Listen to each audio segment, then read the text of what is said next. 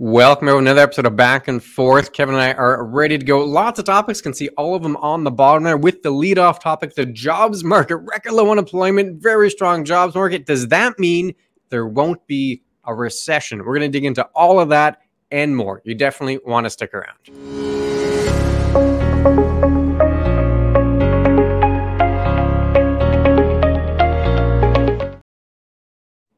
Yes, today we are talking about a variety of different topics, as you saw beforehand. Jobs are going to be one of them. We're going to deal with China. We're going to talk about how the Super Bowl went and things along those lines. But if you want to find this, any of our other Back and Forths or Financial 15s, please go to our YouTube channel and subscribe. Quick and simple. Get in there, click the button. You're all set and ready to go. Also, please like us on Facebook. And most importantly, visit our website at beckerorr.com. We have got blogs. We've got events that are coming up that you want to see. And we've got all our videos from YouTube and things that you can access as well. So today, though, what we want to start with is on Back and Forth. We're dealing with jobs, as Clint said. Clint, is too many jobs a bad thing? Are we not having enough jobs? How does this going to affect recession? What's the thing we want to start with first? Yeah, I mean, we're dealing with the headlines here because you hear the job numbers in Canada and the U.S. both reported their January numbers recently and blew them out of the water. People are expecting good numbers and they came in even better than that. So let's kind of set the scene here. This is the U.S. unemployment. This is data from the Fred data, the U.S. number. You can see the spike in unemployment with the pandemic. It just skyrockets. But look where we are. We're below where we were prior to the pandemic. That's the U.S. Look at the Canadian numbers. Same trend. Canada, like numbers we haven't seen in 50 years. So significantly historic low unemployment, which means you have a very strong job market. And if everyone is working and making money, how can we then go say, you know what, the economy is going to be in recession? Something has to change, right? The unemployment has to spike. There's got to be more weakness in the labor market. You usually don't see a very strong market and a recession. Those two tend not to go hand in hand.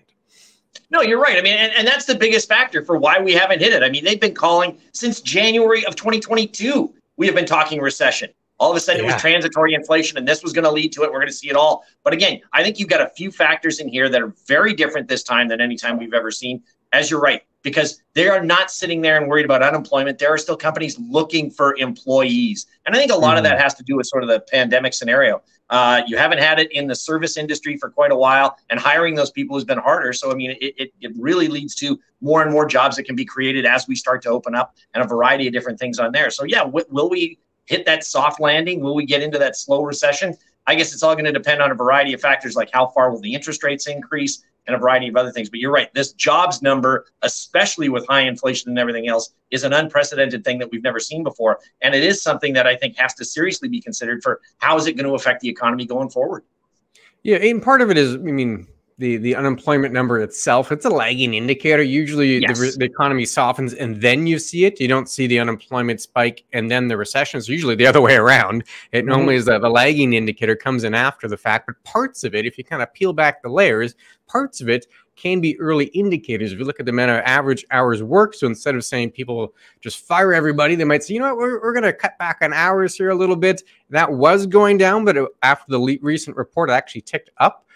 In terms of inflation, you can look at the average wages, which were going up. But again, that's actually started to roll over. So in terms of the companies having profitability and being able to hire workers, that is still very strong according to that data. Hard to see, right? But you could see a change. The key, though, is going to be consumer spending. And of course, this is all linked. It all comes together, right? People have jobs, they're making money, they're probably going to spend it. And that's really what we're seeing. There's been very, very resilient consumer spending. And that's actually a bit of a fear. I think if the central banks see, you know what, the spending's not stopping, that services part of the inflation isn't going down, well, maybe they have to do the rates again, which is kind of the opposite of what the headlines have been telling us. Headlines and saying, hey, recession, recession, recession. Well, what if the economy actually heats back up and you don't get the full quashing of inflation? Well, you could see another round of rate hikes. Again, I don't know how that's all going to play out. You got to look at the probabilities.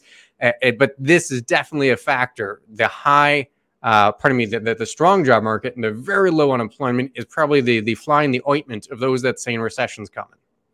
Yeah, I agree. And again, the other last fact on that sort of matter would be that during the pandemic, a lot of people who hit that retirement decided to stay out of the workforce. They didn't come back. So trying to fill jobs that, weren't expected to be retirees in there is going to be a harder concept. But moving on from the jobs market, we should deal with the other side of some of this, and it's China.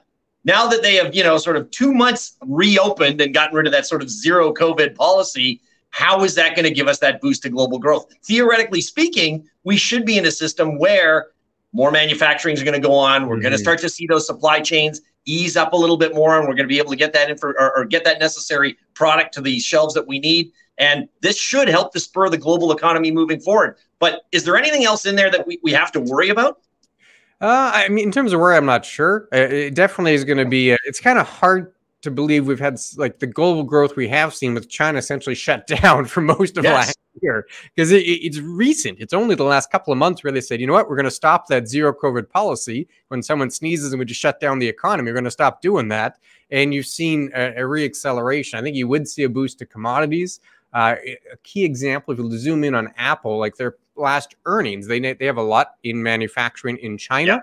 And they were unable to get the product out of China because the manufacturing wasn't there. So they actually had lower quarterly numbers than expected. So if China reopens, well, that would be a boost, for example, in a specific case for manufacturing for Apple, but many other companies as well. So it certainly would be a plus. Again, if you're going back to that prior topic about recession, this would be another reason to think, you know what, maybe there wouldn't be a big recession if China opens back up. Well, global growth might not stagnate as much as we think, right? Because that would be a plus in terms of boosting global growth.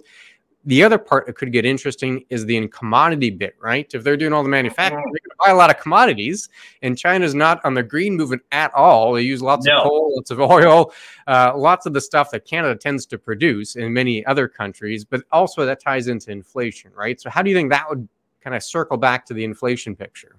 Yeah, again, I mean, and that's where the bigger factor comes in. I mean, it is looking at it going forward with that inflation scenario is, more and more commodities that buy, that's great. I think on the devil's advocate side of things, the problem they're going to have to run into is that most of these commodities are all US dollar based. So the higher the interest rates in the US go, the higher the US dollar goes. All of a sudden now buying commodities is that much more expensive. Do they just simply cut back on it and say, look, we can't afford these prices anymore? At which point now you have to worry about that recessionary inflation again. So again, these are all odds and ends that have to be incorporated. But again, if China opens up, I think that they are going to demand what they need. They're going to want as much oil as they possibly can because they've got to keep their economy moving. They've been a sort of 5 to 6% forever. And, if they go to 2 to 3, all of a sudden now they're the rest of the developed world. That's not exactly what they need to be at this point in time yet. So again, opening up for them, I think, is a really good indicator to help us moving forward. But you're right. If consumers continue to buy and buy and buy, how's that going to affect everything else we've got going forward? Yeah, good point. And we threw this next one in here solely so I can take a victory lap. Like that was the whole reason I added to the mix, because we chatted about the Super Bowl last back and forth. I made the prediction that KC and Philly would be the two teams. Lo and behold, it was true, Kevin. And I mean, it was a little bit of a risky pick. They're the top seeds. We usually don't see the top seeds actually in the Super Bowl. Normally there's an upset along the way. That's kind of what makes the playoffs fun, but not the case this year. The strongest teams were actually the two that ended up in the Super Bowl.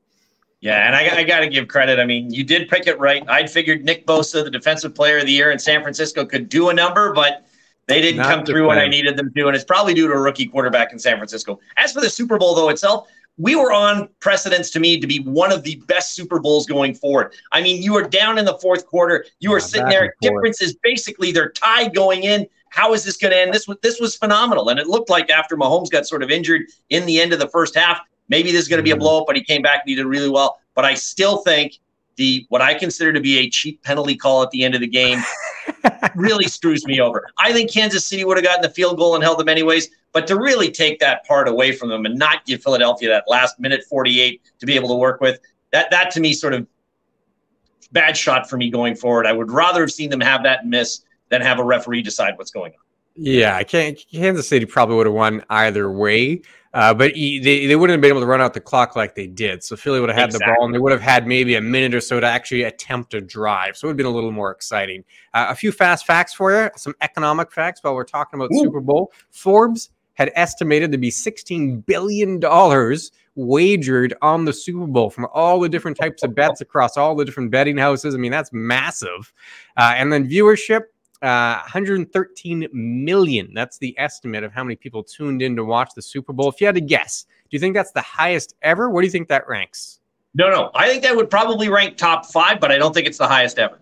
Yeah, it's actually number 2. The highest ever is 2015 at 114 million. So it's the second highest. And then it was a fun fact that I saw the other day that in the US, the Super Bowl is the second biggest eating day of the year. It comes second to Thanksgiving. And I could see why. I mean, there's lots of snacks going on during the game.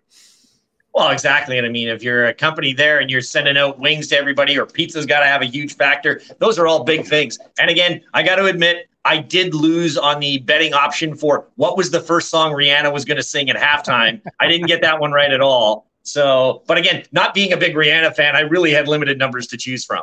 My daughter got it right, so that was one thing to see. But yeah, I can see why the betting numbers are as huge as they are. And we'll have to see where this goes next year. All right, well, we got to move back to the markets here. A common question, especially after such a strong start to 2023, is did we move too much too soon? Like, is the market overdone here? And I did a quick chart just to show you what the movement was. You can see from the bottom there in December 22nd to February 2nd, that was a huge move. This is the S&P 500. Over 11%, and call it a month, right? That's why January is so big, is you had that strong move in a short period of time. Was that too much too soon, Kevin? Yeah, I think if we'd have done this a week ago, we could still debate that maybe not. But I think after we've seen the way last week went and this week went, we're on pace for 2 negative weeks after 5 straight weeks of upside.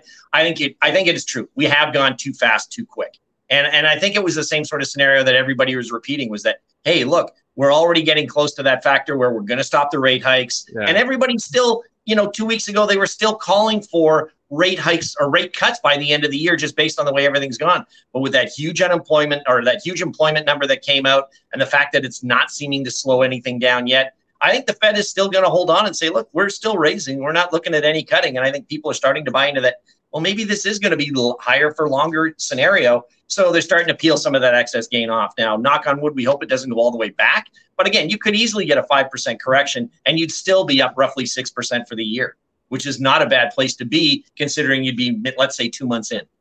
Yeah, and unfortunately, markets just don't go straight up. There's often corrective phases, so it's very possible this could be a correction. Obviously, we'll know in time. If it breaks down, I'll pull us back up. If it breaks down below those December lows, obviously that's a time to get defensive. That's bad news. Yeah. But if it holds those December lows and is more of a correction and then takes out that February level, well, then I think you're off to the races there. But time will tell. But in the meantime, some backfilling, some digestion certainly makes some sense. We'll move on to the question of the week. We love the questions, so keep sending them in. One we got quite frequently, and I think it has to do with snowbirds. Makes sense. People going to the U.S., traveling a little bit. A question we have had here is about conversion, the exchange rate, Canada-U.S. So, Kevin, if someone's going to the U.S., should they convert their Canadian money to U.S. money now, or should they wait and try to play the exchange a bit?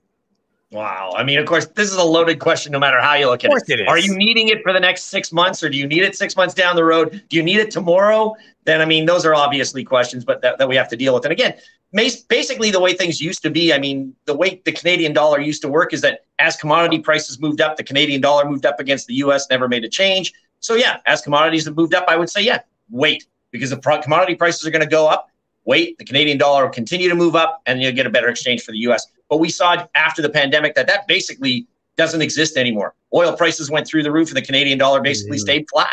Again, other factors you have to consider it. As long as the U.S. continues to raise rates and we sort of put a pause on it, yeah, that Canadian dollar may inch down a little bit more. I mean, we're not as bad as what you've got in Europe anywhere, but going forward, I think if you need the money soon, bite the bullet and do it, because there are obviously fees and things that may be applied if you continue to do it over a shorter period of time. Otherwise, you can wait a little bit. There may be a bit of a linking back to the commodities market, but I just don't see that happening anytime soon. Yeah, I always think it depends on the dollar figure here, because you hit a key number there as fees. The banks and credit unions don't do this for free. There's going to be a cost for the exchange. So it depends on your dollar figure. If it's a smaller amount, so you say, oh, I'm going to the U.S. I need a couple $1,000s.